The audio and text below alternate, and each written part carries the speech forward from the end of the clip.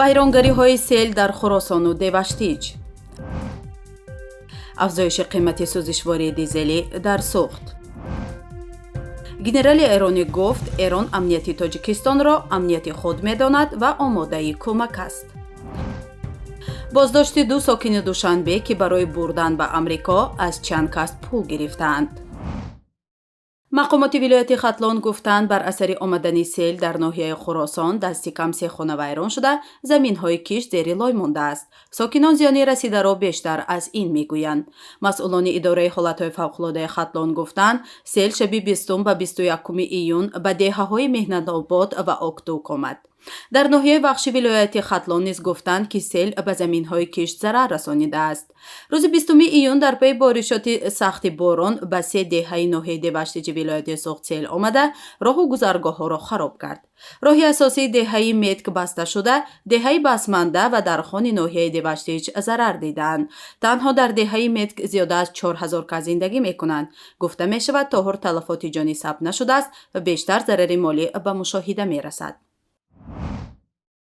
бино ба иттилои хабаргузории Суғд Ньюс, нархи сӯзишвории дизелӣ дар нуқтаҳои фурӯши сӯзишвории Хуҷанд дар пасманзари мӯътадил шудани нархи бензину газ ба таври қобили мулоҳиза боло рафт. дар таблӯҳои электронии нуқтаҳои фурӯши сӯзишвории Хуҷанд 1 литр сӯзишвории дизелӣ 12 сомониву 30 дирам, қариб $1.14 фурӯхта мешавад, дар ҳоле ки ҳафтаи қаблӣ қимати он 11 сомониву 80, ҳудуди $1.08 буд. ёдовар мешем, ки якбора болоравии нархи сӯзишворӣ ва равғанҳои молиданӣ дар ҷумҳурӣ аз нимаи моҳи марти соли ҷорӣ оғоз шуд ва ба болоравии он қурби $1 сабаб шуд. раҳимзода Рамазон ҳамроҳ, вазири корҳои дохилии Тоҷикистон, бо муовини амниятӣ ва низомӣ вазири кишвари ҷумҳурии исломии Эрон генерал-майёр Саидмаҷиди Мираҳмадӣ масоили амнияти кишварҳоро баррасӣ карданд.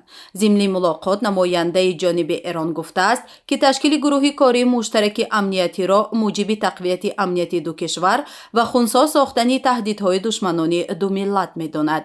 Саидмаҷиди Мираҳмадӣ гуфтааст, Эрон амнияти Тоҷикистонро амнияти худ медонад ва омодаи ҳар нав кӯмаки зарурие дар ин замина аст.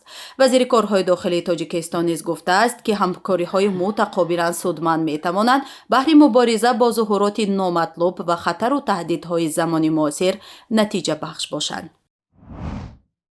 вазорати корҳои дохилии Тоҷикистон ду сокинони шаҳри Душанберо ба иттиҳоми қаллобӣ боздошт кардааст. ин ду нафар ба он муттаҳам мешаванд, ки аз чанд сокин бо ваъдаи бурдан ба Амрико пул гирифтанд. ин дар ҳолест, ки қаблан низ дар Тоҷикистон афроди муттаҳам дар қаллобӣ боздошт шуда буданд, ки бо ваъдаи ташкили муҳоҷират ба хориҷи кишвар, аз ҷумла ба кишварҳои аврупоӣ, аз шаҳрвандон маблағ мегирифтанд. Тоҷикистон феълан бо Русия, Қазоқистон ва Қатар шартнома дар бораи таъмини ҷойи кори шаҳрвандонро дорад. аз Тоҷикистон ба хориҷ солона беш аз 1 миллион нафар ба муҳоҷират мераванд ва маблағи фиристодаи онҳо чархаи аслии иқтисоди кишвар гуфта мешавад. ин буд шарҳи хабарҳо то ин дам. хайр, бо мо бошед.